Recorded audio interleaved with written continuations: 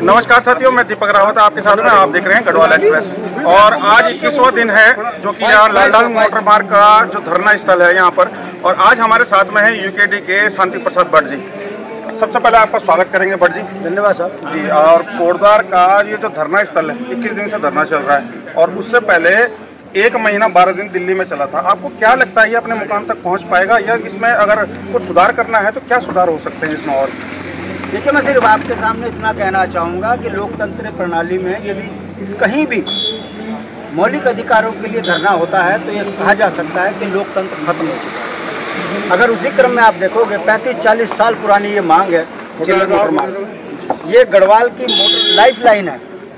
मगर दुर्भाग्य देखिए, हमारे को सड़क से वंचित करने के लिए ये सरकारें वादे तो बहुत करती है मगर सड़क बनाकर नहीं देती। वो चाहे नितिन गडकरी हो, चाहे प्रधानमंत्री हो, चाहे यहाँ के स्थानीय विधायक, जब जब चुनाव आते हैं माँ की कसम खाते हैं और कहते हैं कि सड़क हम बनाएंगे, जीतने के बाद भूल जाते हैं।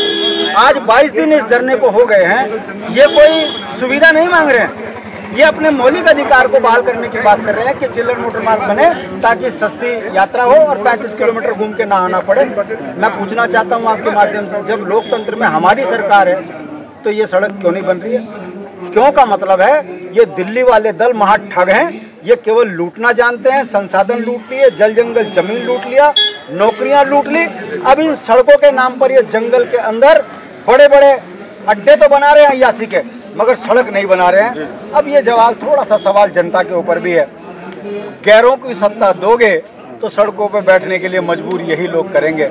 जिस दिन धरती पुत्रों की सरकार आएगी 24 घंटे में चिल्लर कार मोटर मार्ग बनेगा। ये उत्तराखंड के अंदर कब आ रहा है। एक बात और पूछना चाहूँगा कि आपके आशीष भाई भी 2 दिन पहले आए थे और कह के गए यहाँ के लिए।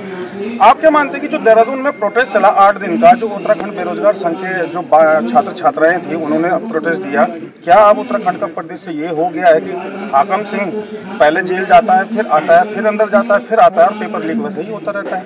तो युवाओं का भविष्य कहाँ है? आप पत्रकार हैं, आप भी युवा हैं, चुनाव के टाइम पर मुद्दों पर वोट पड़ते हैं। मैं सवाल आपसे पूछना चाहता हूँ, जब मुद्दे जातियों पे चले जाएंगे, पार्टियों पे चले जाएंगे, हिंदू मुस्लिम में चले जाएंगे, तो फिर बेरोजगार भी ठगे जाएंगे, ग्रामीण भी ठगे जाएंगे, फिर अंकिता हत्याकांड भी भूला जाएगा। और उत्तराखंड के अंदर जो बर्बादी इन्होंने करी है, अय्यासी के अड्डे, शराब के विरोध के मुद्दे, ये सब खत्म हो जाएंगे। मैं आपसे सवाल पूछना चाहता हूँ, अब पत्रकार बंधु, जब यहाँ पर रितु खंडूड़ी चुनाव लड़ रही थी तब आपने वो जो हरक सिंह ने यहाँ खनन में लूट मचाई थी, उस मुद्दे को अगर आप ढंग से दिखाते तो रितु खंडूड़ी नहीं थी।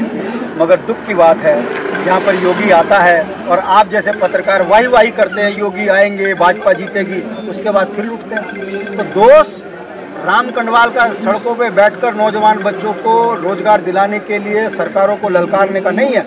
सवाल ये है कि आखिर कब तक, 25 सालों में अगर हमारी आंख अब भी नहीं खुल रही तो कब खुलेगी? 1 लाख करोड़ के कर्ज में डूब गए, संसाधन बिक गए, नौकरियां बिक गई, तब भी आंख नहीं खुल रही, तब भी चप्पा चप्पा खा चप्पा। मैं आपसे पूछना चाहता हूँ, आप रितु खंडूड़ी से क्यों नहीं पूछते चिल्लर कार मोटर मार्ग भी बना तो क्यों बनी है, इस्तीफा दे? मगर दुख है, सत्ताओं से मीठी मीठी बातें करते हो और यूकेडी के नेताओं को गरियाते हो, लपेट लपेट के फंसाते हो। ऐसा होगा नहीं। हम जिस दिन आएंगे तकदीर और तस्वीर बदल देंगे धरती पुत्रों को पाएंगे। उम्मीद करते हैं बहुत आप प्रखर होकर आएंगे, परंतु आपका एक जवाब देना चाहूँगा कि जब कभी हम जो सत्तासीन हैं, जब कभी हम उनके पास जाते हैं तो हमें इंटरव्यू के लिए अलाउड नहीं किया जाता है। तो हमारी भी मजबूरी हो जाती है कई बार कि हम अगर उनका साक्षात्कार लें तो किस प्रकार से लें, जब वो देना ही नहीं चाहती हमको। वो कुछ चुनिंदा मीडिया लोगों को ही साक्षात्कार देते हैं, तो उसमें हमारी गलती नहीं है सर, मैं तो बताना चाहूँगा। क्योंकि इस पे भी मैं आपको बताता हूँ, आप मास कॉम के निकले हुए पढ़े लिखे स्टूडेंट हो, मुझे बड़ी गर्व होता है कि कोई कम से कम सवाल तो करता है। जो पत्रकार सवाल न करे वो पत्रकार नहीं होता है।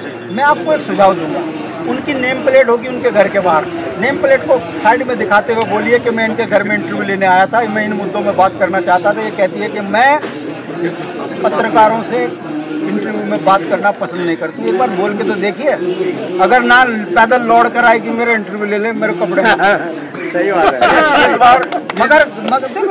मगर ऐसे कहकर बचोगे नहीं। जी जी जी। इस बार यूकेडी की क्या तैयारी है? आपको हम तो हमेशा तैयार हैं। 70 जगह लड़ाएंगे, सत्ता में आएंगे। आपका आशीर्वाद मिला, आप लोगों ने सहयोग किया, और जिस दिन हम सत्ता में आएंगे तो जिन्होंने लूटा उन्हें नंगा न कर दिया तो काहे के नेता? जी, काहे के नेता? सही है। तो देखा आपने कि यहाँ हमारे साथ में शांति प्रसाद भट्ट जी है। नाम बस शांति है, लेकिन बात है वो सीधा यहाँ तक जाती है, चीरते हुए जाती है। और नाम वैसे शांति नहीं, क्रांति होना चाहिए था सर। बहुत बढ़िया। और हम शुभकामनाएं देंगे आपको कि आगे निकट भविष्य में आप जोरदार तैयारी करें। आप मेरे भाई हो जी, नाराज ना होना। नहीं, किस बात से? क्योंकि मैं जानता हूँ मास कॉम से पढ़ा हुआ बच्चा जब सड़कों पर मुद्दों पे बात करता है तो कलेजा चाहिए इस बाइट मुंह पे लगाने के लिए। और जो आपको इंटरव्यू नहीं देते वो कितने आकंठ बेईमान हैं। बस आपको जनता को यही दिखाना है, और समय बदलेगा। हमने लड़ के राज्य लिया है और आप लोगों के आशीर्वाद से सत्ता में भी आएंगे। और जिन्होंने लूटा है, गुरुकुल नार्सन से लेके बद्रीनाथ तक के बीच की परिधि में रहने वाला इंच जमीन हमारी ले जा नहीं सकता। उल्टियां करा करा के सुद्धो वाला, खाड़ियों सैंड सब जगह भर देंगे और सारा पैसा राजकोष में आएगा। दिक्कत कहीं नहीं आई। 1 लाख करोड़ के कर्ज में डूबे हैं। जिस दिन यूकेडी की गवर्नमेंट आएगी 2 लाख करोड़ के प्रॉफिट में हम आएंगे। इन्हें नंगों को छोड़ेंगे नहीं। आप निश्चिंत रहें, आप रहेंगे तो मुद्दे भी जिंदा रहेंगे।